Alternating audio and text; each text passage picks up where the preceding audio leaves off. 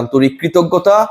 বাংলাদেশের one day series জয়, 2-1 ব্যবধানে উইন্ডিজকে হারানো, সবশেষ ম্যাচে 179 রানের মতো একটা বড় ব্যবধানে জয় পাওয়া, সবকিছু মিলিয়ে অস্বস্তির মধ্যে স্বস্তির সুবাতাস দিয়েছে।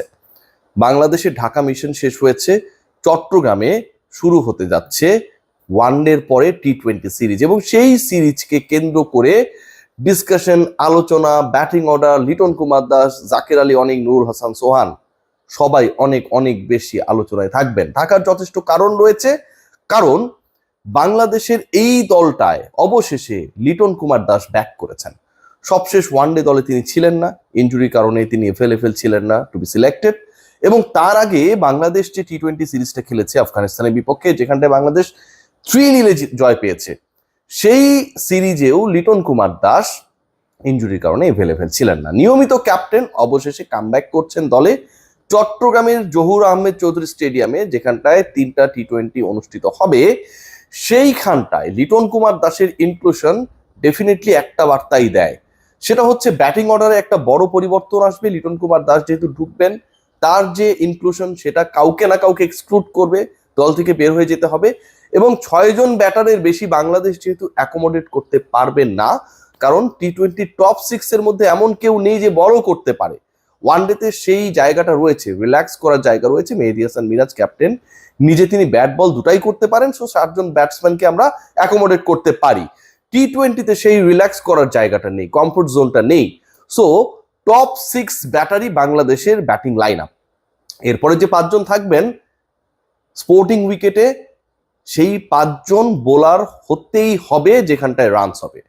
সো যে ট্যাগলাইনে আলোচনা করছি যে লাস্ট সিরিজের ক্যাপ্টেন, সবশেষ সিরিজের ক্যাপ্টেন বাংলাদেশ, যে সিরিজটায় 3-0 জয় পেয়েছে আফগানিস্তানের বিপক্ষে, শারজাতে টানা 3 ম্যাচে জয় পেয়েছে, সেই সিরিজের ক্যাপ্টেন পরের সিরিজের 11-এ সুযোগ পাবেন না, পাবার কোনো ধরনের সুযোগ আমি দেখছি না। এর আগে আমরা দেখেছি যে অনেকেই ভাইস ক্যাপ্টেন ছিল, ভাইস ক্যাপ্টেন থাকার পরে দলে একাদশে সুযোগ পান না, এবং পরবর্তী সময় এমনও হয়েছে যে পরের সিরিজে বাদ দিয়ে দেওয়া হয়েছে। এরকম অসংখ্য এক্সাম্পলস রয়েছে। নুরুল হাসান সোহানের কথা বলতে পারি, আমরা বলতে পারি মেহেদী হাসান মিরাজের কথা, শাক মেহেদির কথা বলতেই পারি। অসংখ্য এক্সাম্পল রয়েছে, বিগত দিনগুলোতে সেই ঘটনা ঘটেছে। But this is going to B the first time যে লাস্ট সিরিজের সিরিজ উইনিং ক্যাপ্টেন পরের সিরিজের একাদশে জায়গা পাবেন না। দেখুন, লিটন কুমার দাস কামব্যাক করা মানে নাম্বার 3 পজিশনটা ব্লকড হয়ে যাওয়া। লিটন কুমার দাস আলটিমেটলি ওপেনার, কিন্তু লিটন কুমার দাস তার সেই জায়গাটা 2 জন ওপেনারকে, তানজিদ হাসান তামিম এবং পারভেজ হোসেন ইমনকে স্যাক্রিফাইস করেছেন। তিনি 3-এ নেমে গেছেন এবং বাংলাদেশের টপ অর্ডারকে স্ট্যাবল করেছেন। সো লিটন কুমার দাস যখন ইনক্লুডেড হবেন 11-এ, তখন তিনি নাম্বার 3-এই ব্যাট করবেন, নাম্বার 3-তেই ব্যাট করবেন।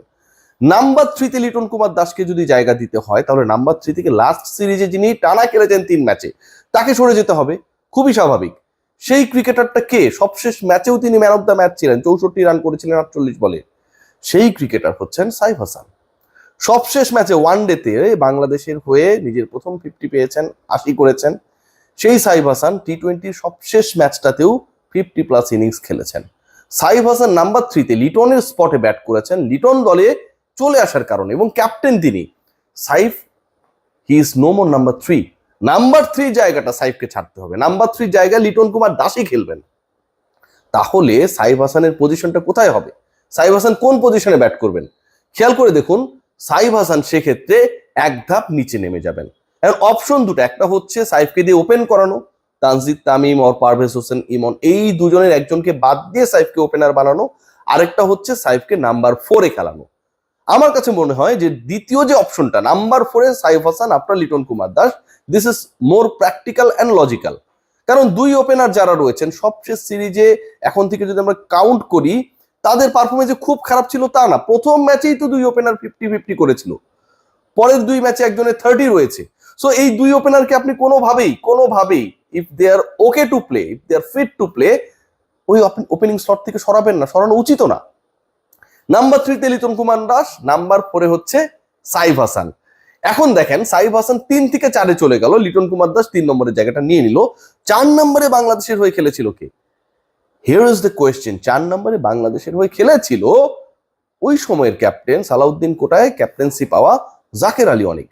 এবং জাকের আলী অনিক 4 নম্বরে খেলেছিল, সেটা তার অপরাধ না। তার ব্যর্থতার জায়গাটা হচ্ছে 4 নম্বরে খেলে জাকের আলী অনেক সাকসেসফুল ছিলেন না with his bat. Jaker Ali অনেকের এখন ক্যাপ্টেন্সির দরকার নাই, লিটন কুমার দাস ক্যাপ্টেন হিসেবেই ব্যাক করছেন। জাকের আলী অনেকের যেটা দরকার একটা হচ্ছে কিপিং আর একটা হচ্ছে ব্যাটিং। সো এই যে দুইটা পার্ট, এই দুই পার্টে ব্যাটিং এবং কিপিং আরো দুজন কন্টেন্ডার রয়েছেন। একজন নিজেই ক্যাপ্টেন লিটন কুমার দাস, তিনি নিজেই কিপিং করতে পারেন, ভালো কিপিং করেন। আরেকজন নুরুল হাসান সোহান। বাংলাদেশ যদি নুরুল হাসান সোহানকে খেলায়, জাকের আলী অনেককে খেলায়, লিটন কুমার দাস তার মতো করে খেলবেন, তাহলে আপনি বাদ দিবেন কাকে? আপনি 3 কিপার নিয়ে খেলবেন। 3 কিপার কি জরুরি? আবার যদি আপনি এই 3 জনকে খেলাতে চান, you have to drop Shamim Hossain Patwari, কারণ 4টা জায়গা একদমই ফিক্সড হয়ে গেছে। 2 জন ওপেনার তামিম ইমন, তারপরে হচ্ছে লিটন কুমার দাস, 4 নম্বরে সাইফ হাসান। সো পরের যে 2টা স্পট আমি বললাম যে 6 জনের বেশি আপনি ব্যাটার খেলাতে পারবেন না। একটা শামীম হোসেন পাটোয়ারি আমি ধরেই রেখেছি, শামীম পাটোয়ারিকে নেওয়া হবে এবং তাকে খেলানোই হবে। শামীম হোসেন পাটোয়ারি সেই জায়গাটা সিমেন্ট করেছেন, স্পট থাকে একটা বাকি, সেই জায়গায় আপনি খেলাবেন নুরুল হাসান সোহান নাকি জাকের আলী অনেক? কিপিং এবং ব্যাটিং ওয়াইজ দুজন কোন জায়গায় রয়েছে? কিপিং নিয়ে আমি আলোচনা করতে চাই না। কিপিং নিয়ে Nurul Hasan Sohan far better than even Liton Kumar Das. Jaker Ali অনেকের সবশেষ 6টা ইনিংসের কথা যদি আমি বলি, একটু আপনাদের সাথে আলোচনা করাই দরকার। তাতে এই 6 ইনিংসে তিনি 4 বার সিঙ্গেল ডিজিট আউট হয়ে গেছেন। 6 ইনিংসের মধ্যে 4 বার সিঙ্গেল ডিজিট আউট হয়েছেন এবং 6 ইনিংসের মধ্যে তিনি 4 বার বিলো 100 স্ট্রাইক রেটে আউট হয়েছেন। টি20 আপনি খেলছেন, আপনার সবশেষ 6 ম্যাচের মধ্যে 4 বারই আপনি 100 নিচে স্ট্রাইক রেটে আউট হয়ে গেছেন। 100 নিচে স্ট্রাইক রেটে নট আউট থেকে ব্যাট করেছেন, এটা কোনোভাবে অ্যাকসেপ্টেবল না। ইনিংস গুলো দেখেন, সবশেষ ইনিংসে করেছিলেন 10 রান, খেলেছিলেন 11 বল। তার আগের ইনিংসে করেছিলেন 32 রান, খেলেছিলেন 25 বল।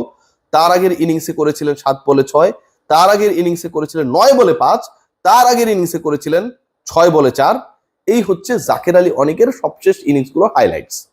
সো একজন ক্রিকেটার যখন 90, 128, 85, 55, 80 এরকম স্ট্রাইক রেটে ব্যাট করেন, সেই ব্যাটারকে টি20তে আমি নুরুল হাসান সোহানকে বাদ দিয়ে খেলাবো অথবা শামীম হোসেন পাটোয়ারিকে বাদ দিয়ে খেলাবো, তিনি যতই আগের সিরিজের ক্যাপ্টেন হোক না কেন, এটা কোনোভাবেই প্র্যাকটিক্যাল না। জাকের আলী অনেক should be drop from the 11 in the first match against West Indies. খেয়াল করে দেখুন নুরুল হাসান সোহানের 6টা ইনিংস আমি একদম কম্পেয়ার করতে চাই। নুরুল হাসান সোহানের সবশেষ 6 ইনিংসের 5টায় অপরাজিত। নুরুল হাসান সোহান সবশেষ 6 ইনিংসের 5টায় অপরাজিত এবং নুরুল হাসান সোহান সবশেষ 6 ইনিংসের 5টায় 100+ স্ট্রাইক রেটে ব্যাট করেছে। 100+টা কেমন? সবশেষ 6 ইনিংসের নুরুল হাসান সোহান 3 ইনিংসে ব্যাট করেছেন 250 স্ট্রাইক রেট প্লাস। একটাতে 176, অপর দুইটায় কাটায় কাটায় 200 করে। এবং এই 3টার বাইরের যে 3টা ইনিংস রয়েছেন তার মধ্যে একটা 147+ স্ট্রাইক রেটে ব্যাটিং রয়েছে। তার অপরাজিত ইনিংস গুলো বা 6 ইনিংসের যে ব্যাট করেছেন তার ইনিংস গুলো বলি: অপরাজিত 10, অপরাজিত 31, অপরাজিত 23, অপরাজিত 22, অপরাজিত 12 এবং 16। সো আপনি নুরুল হাসান সোহানকে বাদ দিয়ে জাকের আলী অনেককে নিশ্চয়ই ষষ্ঠ ব্যাটার হিসেবে খেলাবেন না। যদি না খেলান এবং আপনার যদি টপ 6 এরকম হয় তানজিদ তামিম, পারভেজ ইমন, লিটন কুমার দাস, সাইফ হাসান, শামীম হোসেন পাটোয়ারি এবং নুরুল হাসান সোহান, তাহলে সবশেষ সিরিজের ক্যাপ্টেন জাকের আলী অনেকের পরের সিরিজের 11-এ জায়গা হবার কোনো কোটায় কোনো সুযোগ থাকে না। সবাই ভালো থাকবেন।